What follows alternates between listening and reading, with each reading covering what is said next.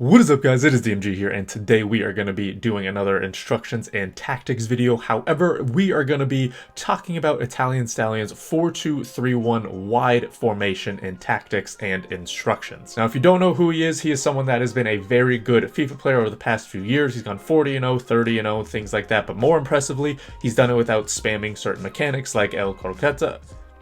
No, that's not it. La Croqueta, El Tornado crosses, the bridging, the directional nutmeg. He never did any of that stuff. So the fact that he was able to reach those heights without spamming all of those broken mechanics says a lot about his quality. So he's actually started doing a 4-2-3-1 wide formation, and he kind of mentioned it. He went over some instructions and tactics a little bit, but he didn't go into super depth about it just because it was more so a gameplay video. And so that's what we're going to do in this video. So we'll go over our classic instructions, tactics, players you're going to want for every certain position on the field, but along with that we'll also go over some gameplay and live gameplay clips so that way you can kind of see what the formation does in game. Now I will put Italian Stallion's channel in the description down below. Give him a follow, give him a sub, anything like that. He also has a Twitch that he consistently streams on. Again, make sure to go follow that as well.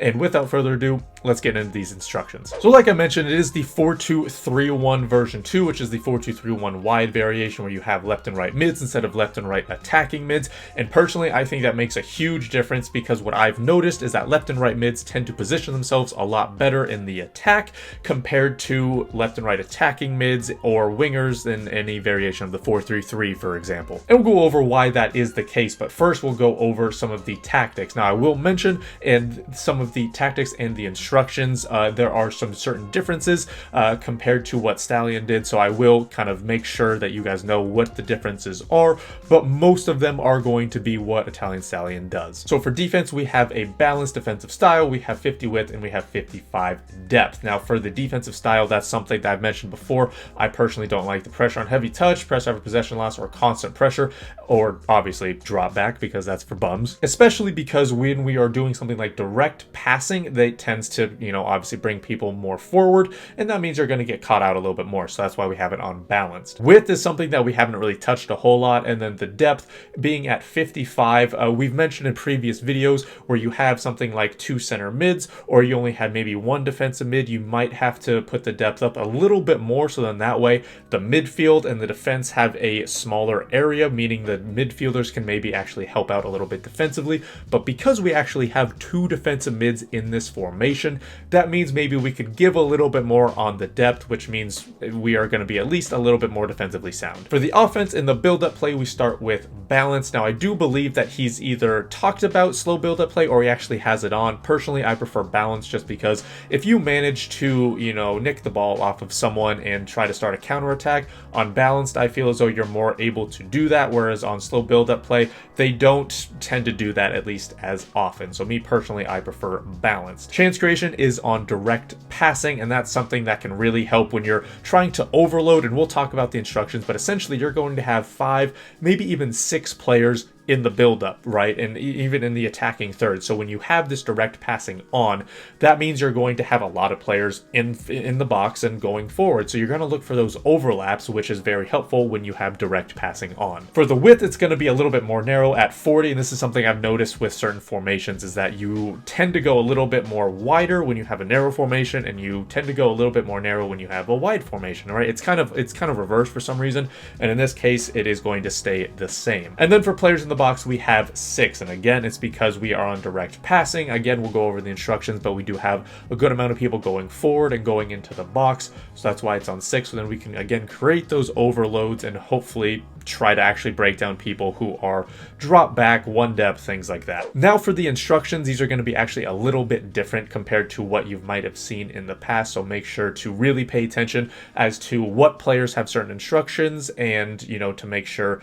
that you actually have the right ones. Starting with the center backs, we have them both on default and balanced everything. Now I do want to make a quick point to where if, for example, your opponent is really trying to get their goal, they're having a bunch of people blasting forward, and we'll go over this in the gameplay as well. We're going to want to put them on step up because I've noticed that there are times when your opposition player is really bombing forward and really trying to get that goal. If it's, you know, a 1-goal game, for example, you know, there's going to be a lot of space between the defensive mids and the center backs. And that's because you're obviously going forward a lot. So, you know, this is to essentially help prevent those R1 passes, those driven passes, essentially. And again, normally we have it on stick to position, but just, you know, just so you guys are aware, you may have to do the step up instruction later on in the game in order to, you know, prevent those types of passes from happening. For the outside backs, we have one of them on balanced and overlap, and then we have the other on stay back while attacking. Now, depending on, you know, what player you have, it doesn't really matter which side is on stay back while attacking or on balanced and overlap.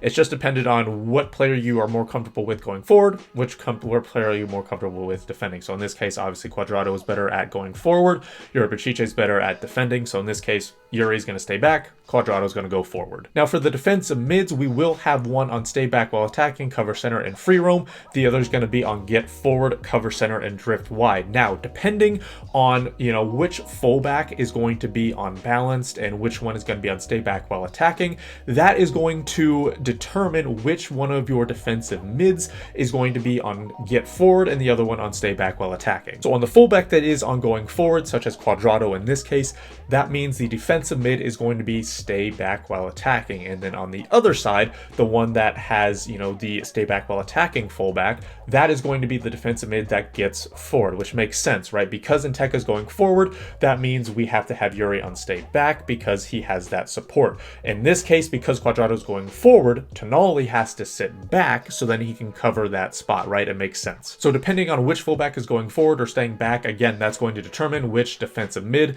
is going to be staying back and going forward. So make sure you really keep that in mind. Now that is a little bit different to what Stallion does. He tends to put the player on getting forward for the defensive mid and the fullback on balanced on the same side.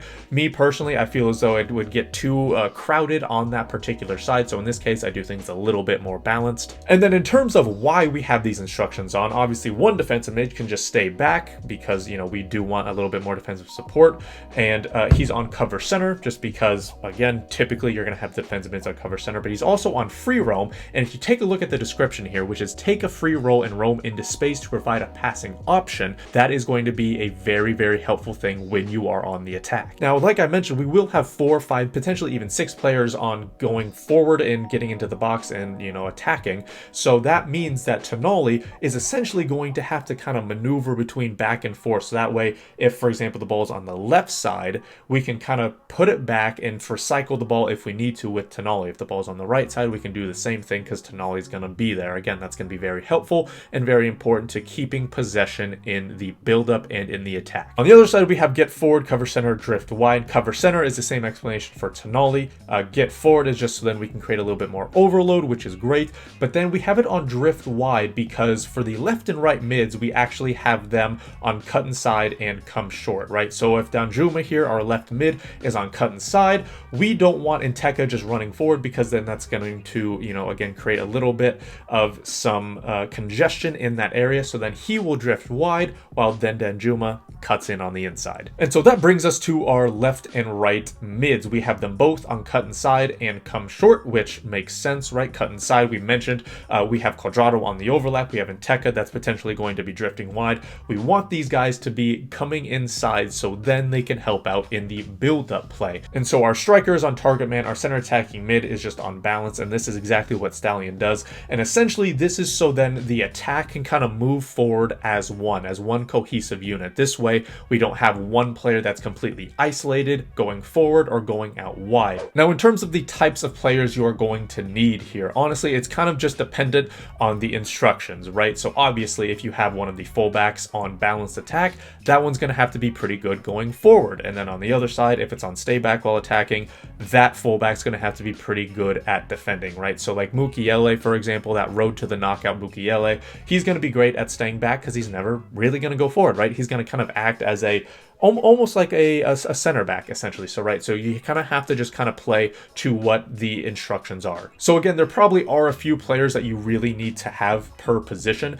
However, it is kind of easy to determine what players you need because it's going to be based on the instructions. So just be sure to keep that in mind. Now we're going to be going into the gameplay so that way you guys can see what the formation actually looks like in game. So I mentioned before that for the tactics for the attacking specifically, we are on balance instead of slow build up. And here's kind of the reason why, right? So we get this interception here with Tonali, which is great, and we pass it forward here. Now it could be because of Tonali, it could be because we are on balanced instead of slow build up, but Tonali here, even though he's on stay back while attacking, he's making this run forward and I'm not telling him to. And because Tonali here is going to be going forward, that means we're going to have a very nice overload here. So you can see here we get the ball to Tonali, and right here we have a numerical advantage. We have 1, 2, 3, 4 attackers, while our opponent only has 1, 2, 3 defenders. So then we get the ball out wide here. Notice that Dybala, even though he is on come short and cut inside, he's doing essentially the exact opposite. He is,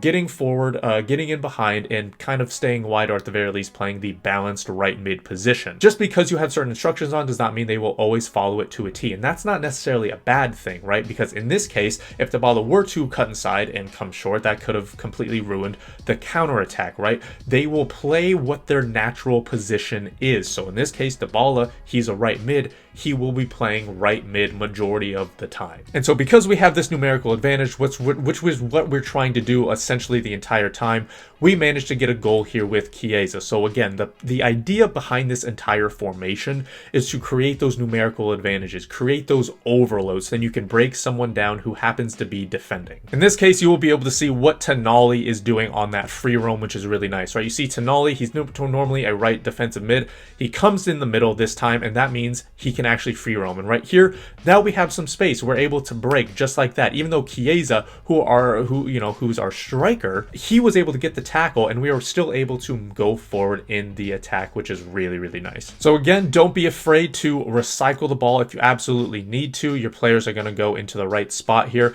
Now, this is something that I should have noticed beforehand, right? You'll see I have the ball Tonali here. Now, right here, I should do one of two things. Either completely cross the ball to Danjuma here, who's obviously completely wide open, or I can pass the ball here and then get the ball to Danjuma, right? Either way, this left mid who is on, cut inside and is going to be wide open if I were to get him the ball, he's someone that I need to target, right? So looking for these passes where you can, go to one side and then cut it right across the middle, those areas are going to be completely wide open the vast majority of the time. Now, with the direct passing instruction, there are times where your center attacking mid is going to disregard his position and he's going to be making a run forward, which again isn't necessarily a bad thing, because in this case, if we were managed to getting the ball to Fekir here, we would actually manage to get a goal, right? So we try to cut inside because we see Danjuma's making a run, this guy's covering him, Fekir is going to be wide open, right? Now, unfortunately, this is something that we were not able to do just because Yuri Bechiche is not the best going forward, and so we weren't able to get him the ball. But again, it's the opportunity, right? Seeing those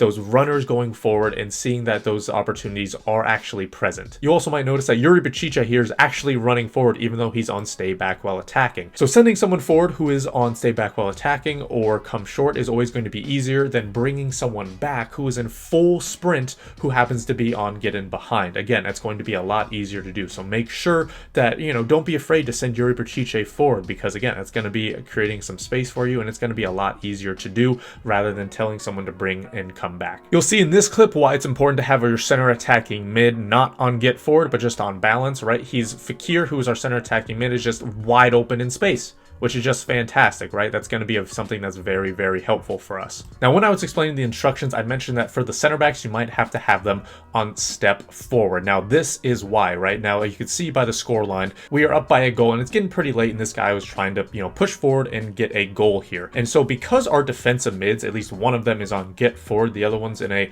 somewhat attacking role, at least in the sense that he's kind of doing a free roam thing, meaning he's not necessarily just playing defensive mid. He could be a little bit more forward.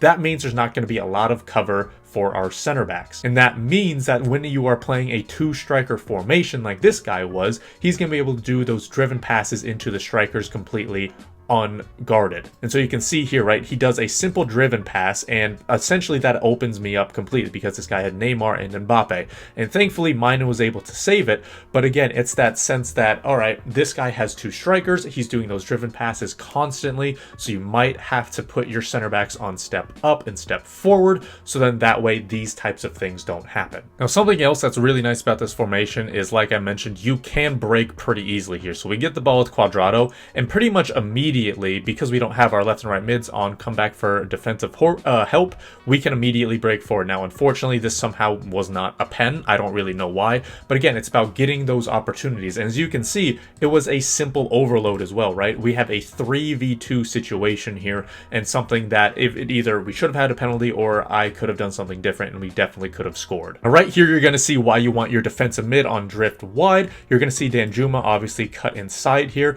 and because he is cutting on the inside, we obviously want our defensive mid, who is on get forward, which is Nteke here, to drift wide. So then this way, the right back either has to choose between covering the guy who's on cut inside or covering the guy who's on the overlap, especially if this guy is running his center back directly at me. So in this case, this guy is being covered. We have an easy free pass out to Nteke. Now, overall, we do actually end up winning this game. And while I did make a few mistakes, like not putting my center backs on step up, we also had a lot of good opportunities going forward. And I think in the end, we did have a better expected goals. But again, like, we managed to win, and it was because of our great attacking abilities. We even could have put a few more past if it wasn't for certain things. So that was the instructions and tactics video. Again, this is from Italian Stallion. Make sure to give him a sub, give him a follow on Twitch, YouTube, whatever it is, or Twitter, all of those things. And if you do have any questions over it, make sure to leave them in the comments down below so then we can answer them for you. But like I said, that is going to be it. Thank you guys so much for watching. This has been DMG. Peace.